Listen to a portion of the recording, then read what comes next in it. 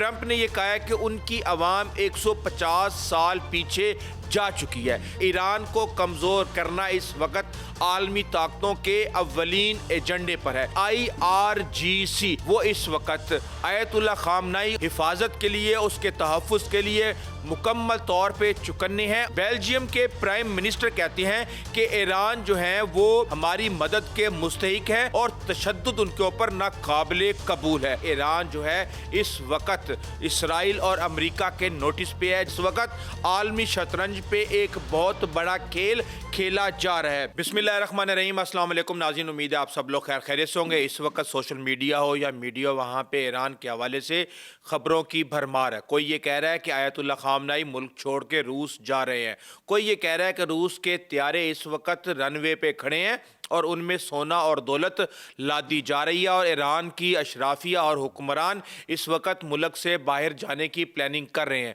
کوئی یہ کہہ رہا ہے کہ ایران کے حکمران اس وقت مختلف ممالک کے ویزے حاصل کر رہے ہیں، لیکن اس وقت سڑکوں کے اوپر ہم آگ دیکھ رہے ہیں، ہم احتجاج دیکھ رہے ہیں، ہم شاہ کے حق میں نعرے دیکھ رہے ہیں، ہم ٹرمپ کے حق میں دیواروں کے اوپر پوسٹر دیکھ رہے ہیں، اور اس کے ساتھ ہی ڈکٹیٹر کی موت کے نعرے بھی ہر طرف سنائی دے رہے ہیں۔ یہ سب کچھ کیا ہو رہا ہے؟ کیا واقعی ایران کے حالات اتنے خراب ہیں یا پھر ایک یک طرفہ بیانیہ بنانے کی کوشش کی جا رہی ہے؟ اس وقت اس بات میں کوئی شک نہیں کہ واشنگٹن، لندن اور تل ابیب کے چہرے پر مسکراہٹیں بکھری ہوئی ہیں اور یک طرفہ بیانیہ بنانے کی کوشش کی جا رہی ہے۔ اس حوالے سے بہت سی انفارمیشن ہے جو ہم اس ویلاگ میں آپ کے سامنے رکھیں گے۔ سب سے پہلے میں آپ کو بتا دوں کہ ایران کے 31 صوبوں میں سے 31 صوبوں کے اندر اس وقت عوام کا احتجاج چل رہا ہے۔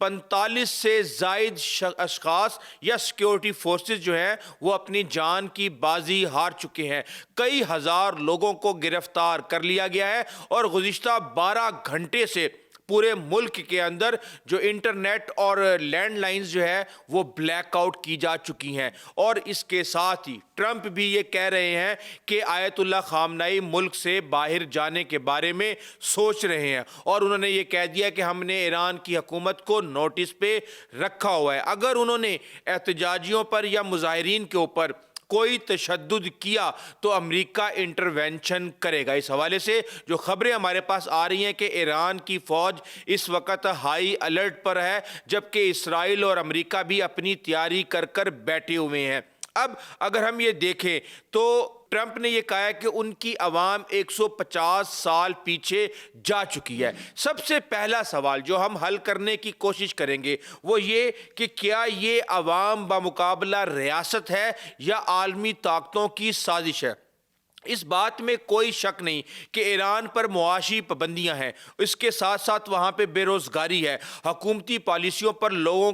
کی بد اعتمادی ہے، اور وہاں پہ مہنگائی اپنی پیک پہ ہے، جس کی وجہ سے وہاں لوگوں کی زندگیاں بہت مشکل ہو چکی ہیں اور لوگوں میں غصہ ہے۔ لیکن کیا یہ سب کچھ جو ہو رہا ہے، یہ معاشی احتجاج جو اس وقت سیاسی احتجاج میں بدل چکا ہے، کیا اس کی انٹینسٹی اور حالات میں اتنی ہی زیادہ نزاکت پائی جاتی ہے جتنا کہ انٹرنیشنل میڈیا پہ بیان کیا جا رہا ہے؟ ہم یہ دیکھ رہے ہیں کہ سوشل میڈیا کے اوپر ایک نفسیاتی جنگ چل رہی ہے، ٹرینڈز بنائے جا رہے ہیں، بیانیہ آ رہا ہے، اور ایک طرح سے جہاں یہ معاملات سارے کے سارے خود رو تھے، وہاں پہ ایک منظم کوشش عالمی طور پہ کی جا رہی ہے کہ اس سارے کے سارے معاملے کو اپنے فائدے کے لیے استعمال کیا جائے۔ اب یہ سب کا سب کیوں ہو رہا ہے؟ ایک بات اہم ہے کہ ایران کو کمزور کرنا اس وقت عالمی طاقتوں کے اولین ایجنڈے پر ہے۔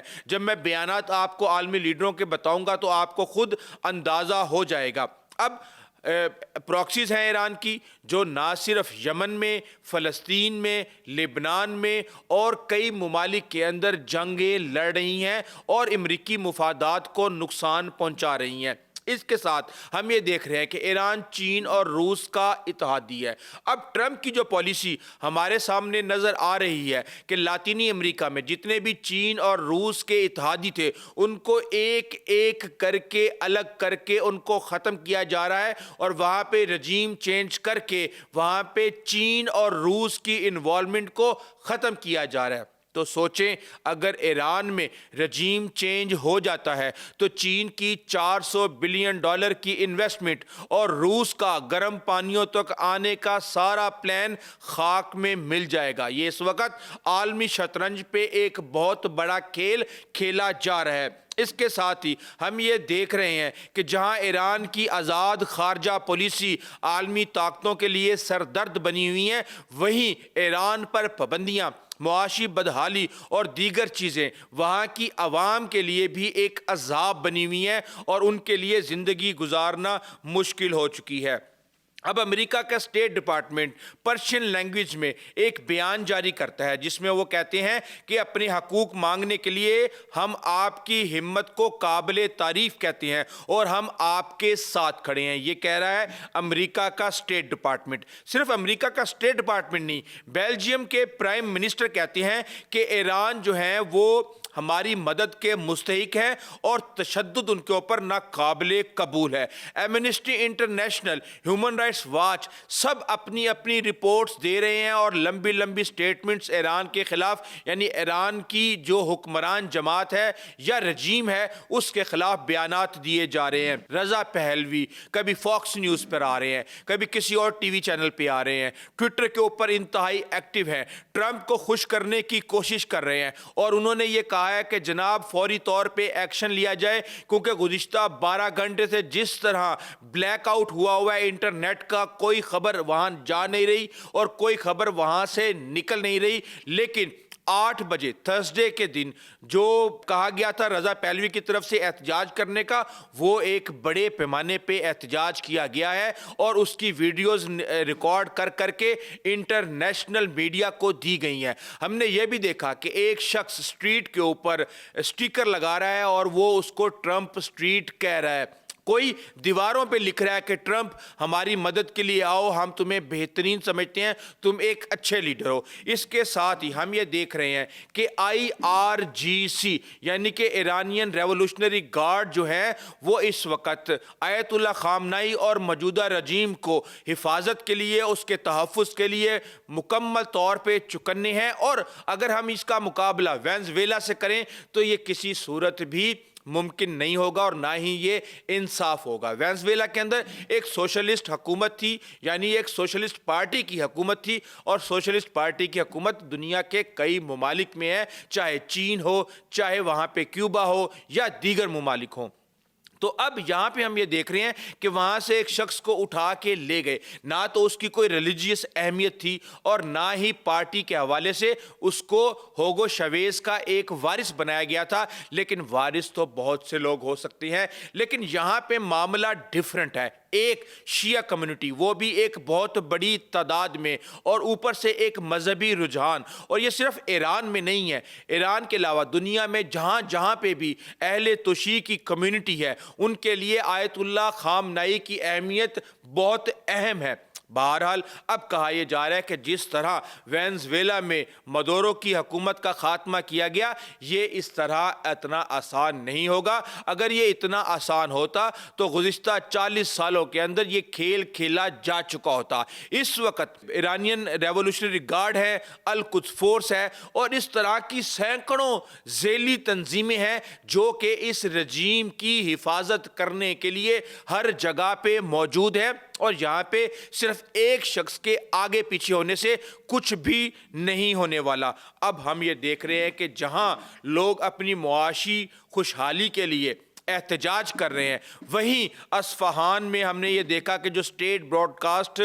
بلڈنگ تھی اس کو آگ لگا دی گئی۔ ہم نے یہ یزد میں دیکھا کہ پولیس کی گاڑیوں کو آگ لگا دی گئی۔ ہم نے شازند میں دیکھا کہ گورنر آفس کی عمارت کو آگ لگا دی گئی، اور جہاں ٹرمپ کا بیان آ رہا ہے وہاں پہ دوسری طرف ہم یہ دیکھ رہے ہیں کہ ایران کے سپریم لیڈر آیت اللہ خامنائی نے امریکی صدر ڈونلڈ ٹرمپ پر شدید تنقید کی ہے اور ان کو کہا گیا ہے کہ ان کو بہت جلد اقتدار سے ہٹا دیا جائے گا، اور یہی نہیں بلکہ انہوں نے یہ کہا ہے کہ ایران نام نہاد غیر ملکی حمایت یافتہ تخریب کاروں کے سامنے پیچھے نہیں ہٹے گا۔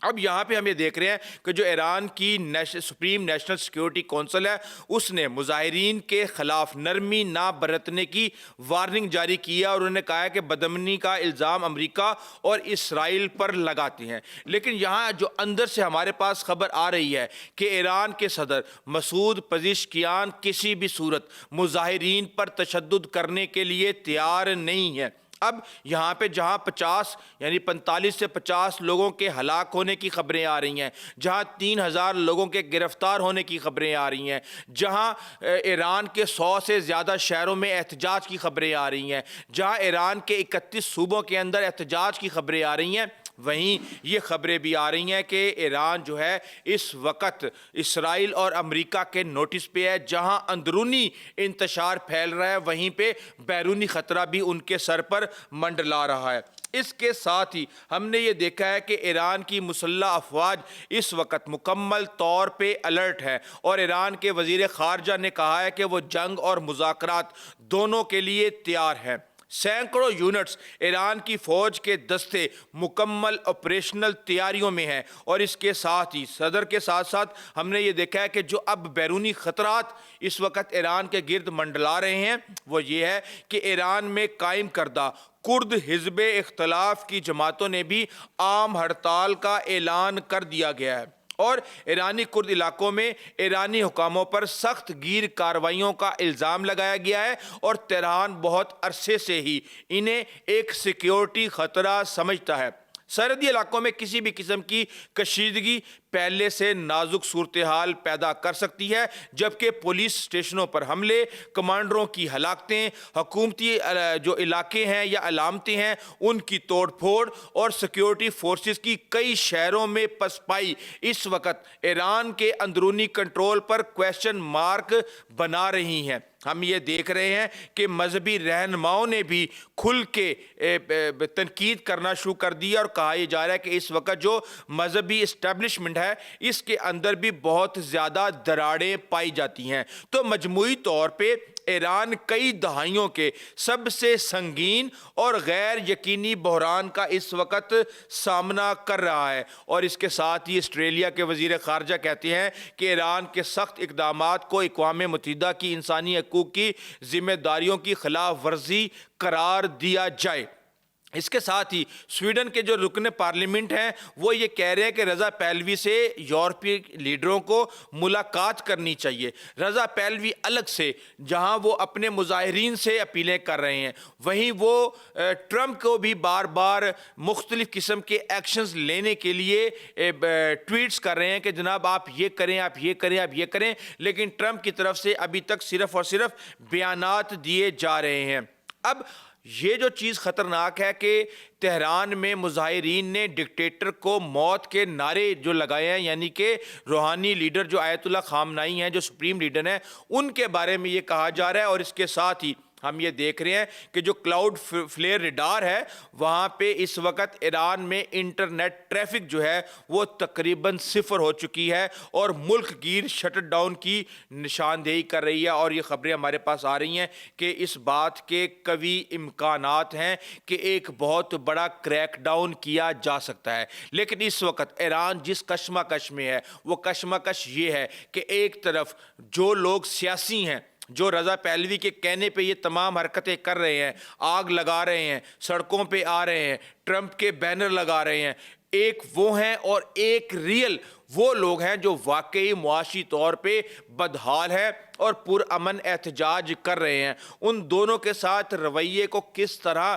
تقسیم کیا جائے یہ ابھی تک ایک بڑا سوال ہے، لیکن ہم نے ماضی میں دیکھا ہے کہ ان احتجاج اور ان تمام تر مظاہروں کو روکنے کے لیے 500 لوگ پہلے اس سے بھی پہلے جو ہے اپنی جان کی بازی ہار چکے ہیں. لگتا یہ ہے کہ اب معاملہ بہت زیادہ گرم ہو چکا ہے اور ایران کے اندر ایک بہت بڑا کریک ڈاؤن ہونے والا ہے. اور جیسے ہی ایران میں ایک بہت بڑا کریک ڈاؤن ہوتا ہے, امریکہ اور اسرائیل کے اوپر پوری دنیا کی طرف سے جو اینٹی ایران لابیز ہیں ان کا پریشر آئے گا کہ وہ بھی اس پر ایکٹ کرے. اگر وہ ایکٹ کرتے ہیں تو یہ معاملہ بڑا ہی خطرناک ہونے جا رہا ہے اور ساؤتھ ایشیا کے لیے یہ بہت ہی خطرناک ہے. پاکستان کے 2 بارڈرز پہلے ہی تندور بنے ہوئے ہیں, چاہے افغانستان کا اور بھارت کا. تیسرے بارڈر کے اوپر بدامنی پاکستان کے لیے انتہائی نقصان دہ ہو سکتی ہے. اور آپ سوچیں